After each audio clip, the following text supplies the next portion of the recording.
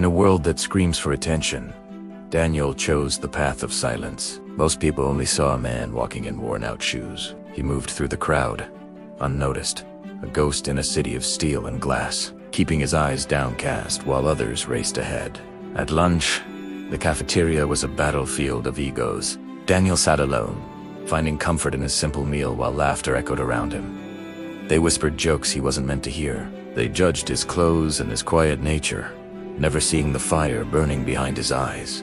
When the sun dipped below the horizon, his second life began. While the world slept, Daniel worked in the shadows of the Hyris. The moon was his only witness, slight dancing on the water in his bucket as he scrubbed away the day's footprints. One evening, a shadow fell across the hallway. The manager, elegant and sharp, watched him from the safety of her office doorway.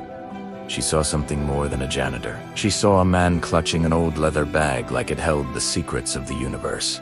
Deep into the night, the blue glow of an old laptop illuminated his face.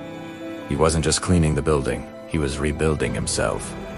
Coding was his language. Every line of text was a step out of the poverty he had known, a bridge to a different life. His home was a sanctuary of study, programming books stacked like towers, and a small jar filling slowly with coins for his future. The day of the competition arrived. Daniel walked into the glass conference room, his faded shirt a stark contrast to the expensive suits. The room filled with giggles. They expected a failure, a joke to laugh at. They didn't see the lion preparing to roar. He placed his worn bag on the table and pulled out the old laptop. It looked like a relic, but it held a masterpiece.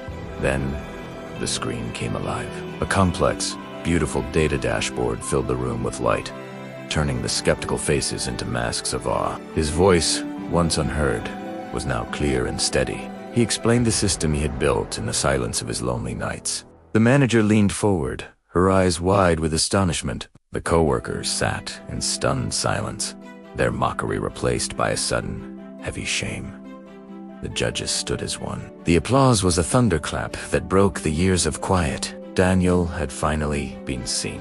The next morning, the hallway was different. People stepped aside, not out of fear, but out of genuine, hard-earned respect. Daniel looked out at the city he once hid from. He was no longer just a resident. He was its architect. Success belongs to the silent.